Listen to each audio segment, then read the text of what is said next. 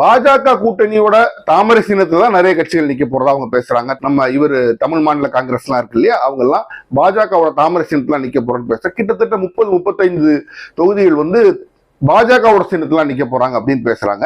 அப்ப மறைமுகமா பாஜகவோட சீட் எண்ணிக்கை 35 நீங்க கணக்கு பண்ணிக்கணும். 8 சீட்டை சந்தோஷமா தான் விடுதலை சிறுத்தைகள் கட்சி வாங்கிட்டு போனாரு. 5 சீட்டை கூட கொஞ்சம் மனவசப்பனாலும் சிபிஎம் வாங்கிட்டு போயிட்டாங்க. ஏன்னா பிஜேபி உள்ள வைக்கணும்னு. ஓட்டே இல்லாத, செல்வாக்கே கிரவுண்ட் லெவல்ல ஓட்டே இல்லாத, தொண்டர்களே இல்லாத ஒரு கட்சியான தேமுதிக நீங்க 10 சீட் எந்த கொடுத்தது எந்த லாஜிக்குமே செல்லாது. இந்த அதிருப்தியாளர்கள், அவரோட அதிருப்தியாளர்கள்லாம் பெருமளவுல சில பேர் திமுகலையும் சேருவாங்க, பெருமளவுல சசிகலா அம்மையோட சேரவும் வாய்ப்பு இருக்கு. அது எலெக்ஷனை அந்த டெல்டா பகுதிகளிலும் தென் மாவட்டங்களிலும் ஒரு பக்கம் டில்ட் பண்றதுக்குள்ள, ஒரு பக்கம் சாய்ப்பதற்குரிய ஒரு வாய்ப்பு கூட இருக்கு. இந்த எலெக்ஷன்ல ஸ்டாலினுக்கு அது ஒரு மிக மிக மிகப்பெரிய பிளஸ். ஏன்னா அவருக்கு எதிர்த்தாப்புல நிக்கிற அந்த தலைவர் தலைமை பண்பை அவ்வளவா எக்ஸிபிட் பண்ணவில்லை. நல்ல சாணக்கியராக இருந்தாலும் மக்கள் மத்தியில் ஒருவன் தலைவனாக தெரிய வேண்டும். அதில் எடப்பாடி பழனிசாமி தவறிவிட்டாரோ என்ற ஒரு எண்ணம் தான் மக்கள் மத்தியில இன்றைக்கும் இருக்குது.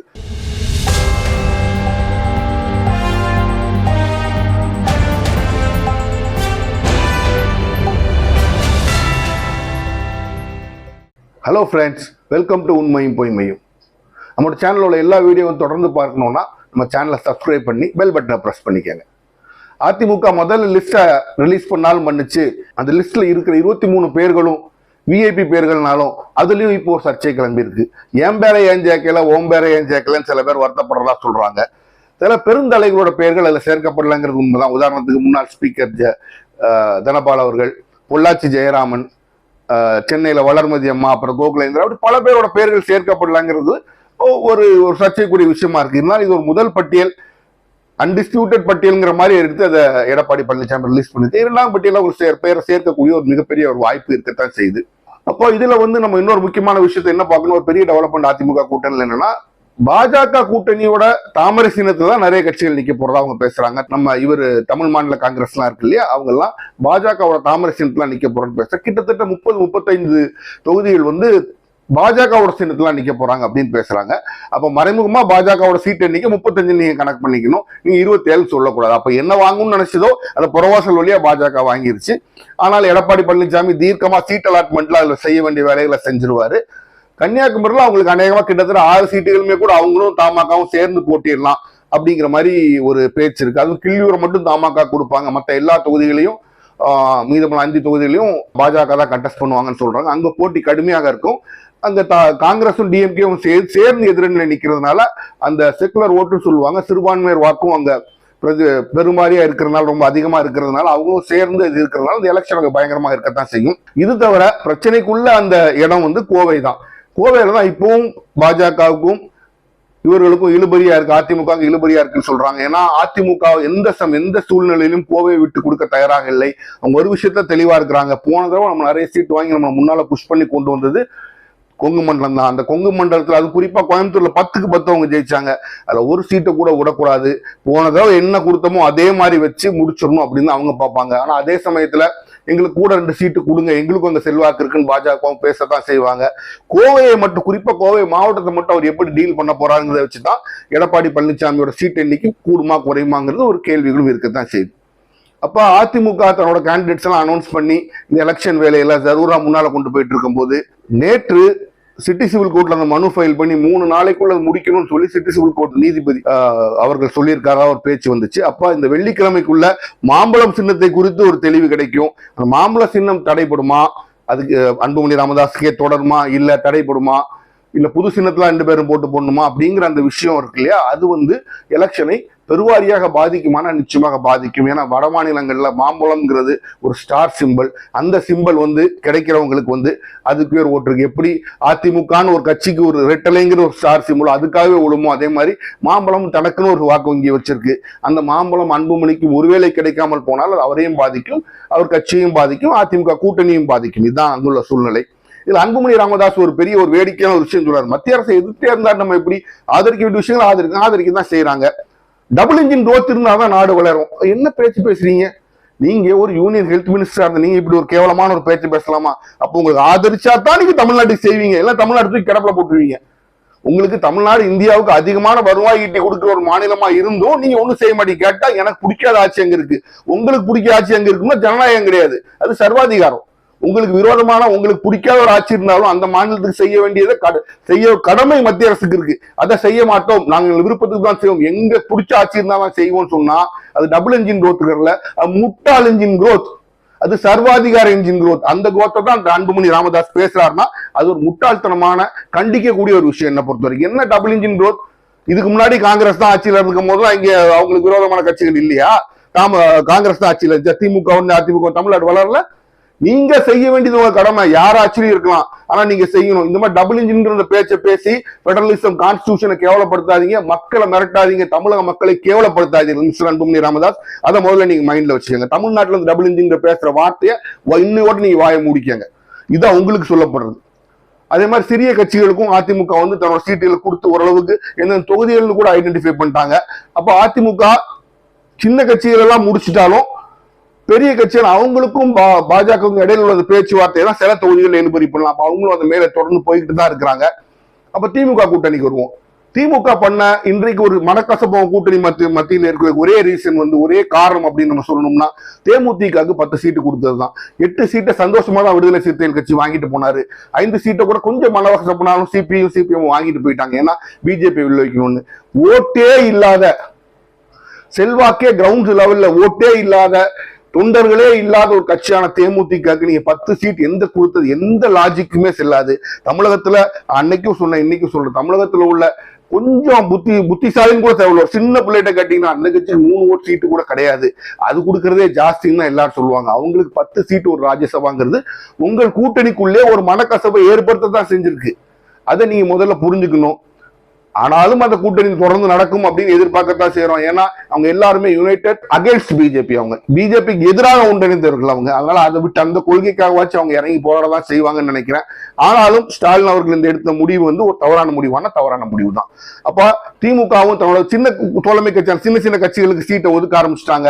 அப்போ அவங்க எலெக்ஷன் பணிகளும் வேகமாக நடந்து கொண்டுதான் இருக்கின்றது. இதுக்கடையில ஐயா பாமக தொடங்கி ராமதாஸ் ஐயாவும் நானும் ஃபீல்ட்ல இருக்கேங்கிறத காமிச்சிட்டாரு.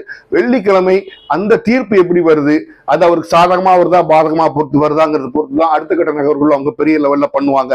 அது வரைக்கும் கொஞ்சம் அவங்க அமைதியா அடக்கி தான் வாசிப்பாங்க. சசிகலா அம்மையாரும் தாம் பங்குக்கு தன்னோட அரசியல் வேலையை செஞ்சுக்கிட்டு தான் இருக்காங்க. இன்றைக்கு கூட பல அமமுக நிறைய பேர் வந்து அவரோட கட்சியில சேர்ந்திருக்கிற ஒரு தகவல் வருது. அப்ப அமமுக என்ன ஒரு பெரிய மைனஸ் தினகரன் அவர்கள் ஃபேஸ் பண்றாருன்னா, நேற்று வரைக்கும் எடப்பாடி பழனிசாமியை கிரிட்டிசைஸ் பண்ணிக்கிட்டே இருந்து அவரை எதிர்த்து மட்டுமே தொடங்கப்பட்ட கட்சி அது. அந்த கட்சியிலிருந்து இன்னைக்கு அங்க கூட்டணி வைக்கும் போது நிச்சயமாக அங்க உள்ள சில பேருக்கு ஒரு அதிருப்தி இருக்கத்தான் செய்யும். அவங்க அந்த வருத்தத்தோட கொண்டு போய் அவங்க அங்க சேரத்தான் செய்வாங்க. உதாரணத்துக்கு பன்னீர்செல்வம் ஐயா திமுக சேர்ந்த பிறகு பன்னீர்செல்வத்தோட சில பேருக்கு திமுக போய் சேர்ந்துட்டாருன்னு சில பேர் வருத்தத்தோட திருப்பி அதிமுக போய் சேர்ந்துக்கிட்டாங்க. நம்ம என்னத்துக்காக கட்சி தொடங்கணும், கருணாநிதி குடும்பத்தை எதிர்த்து தான் தொடங்கணும், இவர் திருப்பி அங்கேயே போய் சேர்ந்தாருன்னு வருத்தத்தை தொடங்கினாங்க. அதே மாதிரி நம்ம எதுக்காக கட்சி தொடங்கணும், எடப்பாடி பழனிசாமி எதிர்த்து தொடங்குறோம், அந்த கட்சியிலே போய் திருப்பி கூட்டணி வைக்கிறாருன்னு சொல்லி நிறைய பேர் வெளியில வரதான் செஞ்சுட்டாங்க. இதற்கிடையில் நிச்சயமாக என்ன ஒரு விஷயத்தை சொல்ல முடியும், இந்த அதிருப்தியாளர்கள் அவரோட அதிருப்தியாளர்கள்லாம் பெருமளவுல சில பேர் திமுகலையும் சேருவாங்க, பெருமளவுல சசிகலா அம்மையாரோட சேரவும் வாய்ப்பு இருக்கு. அது எலெக்ஷனை அந்த டெல்டா பகுதிகளிலும் தென் மாவட்டங்களிலும் ஒரு பக்கம் டில்ட் பண்றதுக்குள்ள ஒரு பக்கம் சாய்ப்பதற்குரிய ஒரு வாய்ப்பு கூட இருக்கு. அது அதிமுக யோசிச்சு அதற்கு என்ன செய்ய வேண்டுமோ அதை செய்துதான் ஆக வேண்டும். அப்புறம் நம்ம தாவேக்கா விஜய் அவர்களை பத்தி நம்ம பேசும்போது விஷயத்தை சொல்லணும். அவர் நாளை மறுநாள் வந்து பெரம்பூர்ல இருந்து பிரச்சாரத்தை ஆரம்பிக்கிறார் சொல்றாங்க. அப்புறம் தொடர்ந்து பிரச்சாரம் பண்ண போறாரு அப்படின்னு சொல்றாங்க. அவர் தொடர்ந்து பிரச்சாரம் பண்ணா அதை வரவேற்கக்கூடிய முதல் ஆள் நானா தான் இருப்பேன். தயவு செய்து பனையூருக்கு போய் போய் போய் பனையூர்ல பண்ணாதீங்க. கேண்டிடேட் லிஸ்ட் அனௌன்ஸ் பண்ற கூட நீங்க மாமல்லபுரத்துல தான் பண்ண போறேன்னு சொல்றீங்க. வெளியூர்ல போய் பண்ணுங்க, திருச்சியில பண்ணுங்க, நெல்லையில பண்ணுங்க, இல்ல மதுரையில பண்ணுங்க, ஏதோ ஒரு ஊர்ல பண்ணுங்க. ஏன் உங்களுக்கு கேண்டிடேட் லிஸ்ட் அனௌன்ஸ் பண்றதும் நீங்க உங்க வீட்டுக்கு பக்கத்துல தான் பண்ணுவீங்க அப்படிங்கிற ஒரு நல்ல ஆப்டிக்ஸ் பிரசன்ட் பண்ணல மிஸ்டர் விஜய். சென்னைக்குள்ளே நீ உங்களை கன்ஃபைன் பண்ணிக்கிற போறீங்கன்னா முதல்ல சொல்லிருங்க, மற்ற மாவட்டத்தில் உள்ளவங்க ஓட்டு போட மாட்டாங்க. அப்ப எல்லாத்தையும் பரவலாக நீங்க எடுத்து செல்ல வேண்டும். எல்லா இடத்துக்கும் போய் பிரச்சாரம் பண்ணுங்க. கஷ்டமா இருக்கு, வெயில்ல வர முடியல அப்படின்னு சொல்லி போகாதீங்க.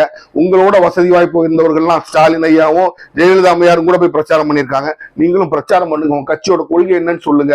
அப்பதான் மக்களுக்கு, நடுத்தர மக்கள், உங்களுக்குன்னு ஓட்டு போடுற ஒரு குரூப் இருக்கிறாங்க, உங்க கட்சி, உங்க ரசிகர்கள். நீங்க என்ன செஞ்சாலும் தலையை கீழே விழுந்தாலும் எந்திரிச்சாலும் நீங்க மண்ணில் புரண்டிருந்தாலும் உங்களுக்கு ஓட்டு போடுவாங்க அவங்க. ஆனால் நியூட்ரல் ரசிகர்கள் இல்லாம நீங்க வாக்கு வாங்க முடியாது. உங்களோட கட்சி என்ன, உங்க கொள்கைகள் என்ன நீங்க சொல்லுங்க. மக்கள் ஏற்றுக்கொண்டார்கள் என்றால் அதன் மூலம் நீங்களும் ஆட்சிக்கு வரலாமான்னா தாராளமா வாங்க, யாரு கிடையாதுன்னு சொன்னா. நீங்களும் எம்எல்ஏ வரலாம், தாராளமா வாங்க, யார் உங்களை தடுக்கிறது?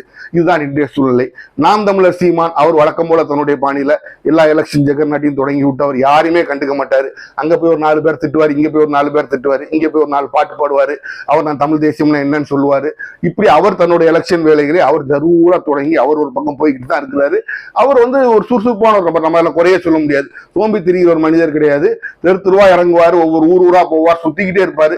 கண்டிப்பா 234 தொகுதியுமே கூட தனித்தனியா போய் அவர் காலடி பதிச்சு அங்க பிரச்சாரம் பண்ணிட்டு வரணும், வரக்கூடிய அளவுக்கு ஒரு சுறுசுறுப்பான மனிதர். அதுல அவர் கட்சிக்கு அந்த விஷயத்தில் சுணக்கம் இருக்காது. இப்ப கரண்டா ஒரு பேசு பொருள் என்னன்னா அதிமுகவோட அந்த எலெக்ஷன் மேனிபெஸ்டோ தான். நிறைய விஷயங்கள் அவர் சொல்லியிருக்காரு. நம்ம முதல் 5 விஷயங்கள் அதிமுக 5 வாக்குறுதிகள் நம்ம ஆல்ரெடி பார்த்துட்டோம். குறிப்பா இன்னொரு முக்கியமான ஒரு விஷயம் சொல்லியிருக்காரு. எல்லா வீடுகளுக்கும் ஃப்ரிட்ஜ் கொடுப்பேன் அப்படின்னு சொல்லியிருக்கிறாரு. அவர் எப்படி கொடுக்க போறாருங்கிறத நம்ம பார்ப்போம். இது மாதிரி நிறைய விஷயங்கள் சொல்லியிருக்காரு. விதவை உதவித்தொகை, அந்த கைமண் உதவித்தொகையெல்லாம் நான் கொஞ்சம் கூட்டி கொடுக்க போறேன் அப்படின்னு சொல்லியிருக்கிறாரு. இப்படி பல விஷயங்களை எடப்பாடி பழனிசாமியும் சொல்லியிருக்கிறாரு. ஆனால் இவர் எந்த குறையை திமுக மேல பிஜேபி சொல்லுது, அவங்க எல்லாத்தையும் ஃப்ரீயா கொடுத்து நாட்டை கடன்ல தள்ளிட்டாங்கன்னா அதே காரியங்கள் தான் எடப்பாடி பழனிசாமியும் செய்கிறார். அப்ப இத எப்படி மக்கள் முன்னால அவங்க ஜஸ்டிஃபை பண்ண போறாங்க, எவ்வாறு இது நாங்க செய்ய போறோம் அப்படிங்கிற சொல்ல போறாங்கிறத பொறுத்து அவர்களோட வெற்றி கனியும் அமையும். அப்போ எல்லா கட்சிகளும் இந்த சூழ்நிலையில முன்னால போய்கிட்டு இருக்கும்போது மக்கள் இதை எப்படி எதிர்பார்க்கிறாங்க, மக்கள் திமுகட்டையும் அதிமுகட்டையும் என்ன எதிர்பார்க்கிறாங்க அப்படிங்கிறத விட நீங்க ஒரு விஷயத்த புரிஞ்சுக்கணும். இந்த எலெக்ஷன்ல ஒரு லீடர்ஷிப் எலெக்ஷன் உங்களுக்கு நான் சொல்ல மாட்டேன். ஆனாலும் ஸ்டாலின் பல ஆண்டு காலமாக ஒரு கட்சியை தன்னோட கையில முழுமையா வச்சிருக்கிறாருங்கிற ஒரு பிம்பம் இருக்கிறது திமுக ஒரு சின்ன பலமாக, நிச்சயமாக ஒரு பெரிய பலமாகவே இருக்கத்தான் செய்யும். எடப்பாடி பழனிசாமியை பொறுத்த வரைக்கும் அவரால் என்னதான் சொன்னாலும் அதிமுகவின் பழைய தொண்டர்கள் எல்லாத்தாலையும் அவரை தலைவராக ஏற்றுக்கொள்ள முடியவில்லைங்கிறதா உண்மை. ஆனா திமுக அந்த பிரச்சனை இல்லை. இந்த தலைமைங்கிற ஒரு கொஸ்டின் இன்னைக்கு பெரிய அட்வான்டேஜா ஸ்டாலின் இருக்கு. அவர் சொன்ன அவர் கூட்டணிக்காரங்க எல்லாம் கேட்டுக்கிறாங்க, ஒரு சீட்டு குறைச்சு கூட வாங்கிட்டு போயிட்டாங்க. அவர் எங்கேயும் செல்வதிலே அவரை சேர்ந்துதான் எல்லாரும் பாக்குறாங்க, ஒரு இமேஜ் அவர் கிரியேட் பண்ணிக்கிட்டாரு. அதுவும் கடைசியில கையெழுத்து போடும் போது மட்டும்தான் அவர் வர்றாரு, மற்ற நேரங்கள் அவர் இருக்கிறது இல்லை. இப்படிங்கிற ஒரு பிம்பத்தை அவர் தனக்கு முன்னால கிரியேட் பண்ணி ஒரு ஆர் ஆஃப் லீடர்ஷிப்னு சொல்லுவாங்க, ஒரு தலைமை பண்பு உள்ள ஒரு பிம்பத்தை அவர் தனக்கு கிரியேட் பண்ணி வச்சுக்கிட்டாரு. அப்ப அந்த விஷயம் வருமானா கண்டிப்பாக ஒவ்வொரு எலெக்ஷன்லையும் தமிழ்நாட்டை பொறுத்த வரைக்கும் அந்த பிம்பம் இருக்கத்தான் செய்யும். அந்த பிம்பம் தான் ஜெயலலிதாவுக்கு வாக்கு அதிகமா எடுத்து கொடுத்தது. கலைஞர் தலைமை பண்பு இல்லாதவர் இல்ல, ஆனா மக்களுக்கு கலைஞரோட தலைமை பண்போட ஜெயலலிதாவோட தலைமை பண்பு சில விஷயங்கள்ல பிடிச்சிருந்ததுனால அந்த தலைமை பண்புங்கிற அந்த கான்செப்ட் வச்சு ஜெயலலிதா மேல கொண்டு போனாங்க. இந்த எலெக்ஷன்ல ஸ்டாலினுக்கு அது ஒரு மிக மிக மிகப்பெரிய பிளஸ். ஏன்னா அவருக்கு எதிர்த்தாப்புல நிக்கிற அந்த தலைவர் தலைமை பண்பை அவ்வளவா எக்ஸிபிட் பண்ணவில்லை. நல்ல சாணக்கியராக இருந்தாலும் மக்கள் மத்தியில் ஒருவன் தலைவனாக தெரிய வேண்டும். அதில் எடப்பாடி பழனிசாமி தவறிவிட்டாரோ என்ற ஒரு எண்ணம் தான் மக்கள் மத்தியில இன்றைக்கும் இருக்குது. அப்ப இந்த எலெக்ஷன் என்ன சொல்ல போகுது, எப்படி ஒரு ரிசல்ட் வரப்போகுதுன்னா, இது வரைக்கும் நம்ம பொதுவாக 5 வருஷம் திமுக 5 வருஷம் அதிமுகங்கிற அந்த ட்ரெண்டை மாத்தினது ஜெயலலிதா அம்மையார் தான் 2016. அது ஒரு ஷூட் பொலிட்டிக்கல் காயின் நகர்த்தி பண்ணாங்க. அதாவது மக்கள் நல கூட்டணின்னு ஒன்று தொடங்கி அதுல விசிகாவையும் கம்யூனிஸ்டையும் தேமுதிகவும் தனியா பிரிச்சு அதன் மூலமா அவங்க பிரிச்ச ஓட்டு தனக்கு எதிராக வரும்னு தெரிஞ்சு அவங்க தனியா பிரிச்சு செய்ய வேண்டிய செஞ்சு அவங்க தனியா நிக்க வச்சாங்க. திருப்பியும் ஆட்சி வந்தாங்க. ஆனா ஜெயலலிதாவுக்கு இருக்க ஆளுமை நிச்சயமாக நம்ம எல்லாருக்குமே தெரியும். அவங்களுக்கு இருந்த அந்த ஆளுமையும் மக்கள் மத்தியில் அவங்களுக்கு இருந்த செல்வாக்கும் எடப்பாடி பழனிசாமிக்கு கிடையாது.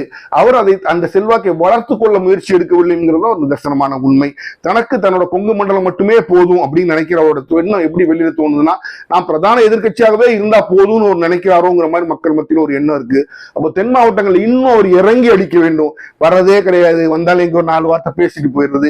அப்போ உங்களோட கோட்டைகள்ங்கிற இடத்துல நீங்க இறங்கி அடிக்கணும். அங்கதான் நீங்க கொங்கு மண்டலம் உங்க பாக்கெட்ல இருக்கிறத வச்சு நீங்க ஜெயிக்கிறது உங்களுக்கு வருத்தப்பட வேண்டிய அவசியம் இல்ல. நம்மளோட முன்னாள் கோட்டைகள்ல நம்ம தளர்ந்து போறோமே, இறங்கி நீங்க வேலை செஞ்சாதான் நீங்கள் நிற்க முடியும். செய்வாரா தெரியவில்லை. மீண்டும் நாளை என்ன கொண்டு வருகிறதோ தெரியவில்லை. மீண்டும் சந்திப்போம்.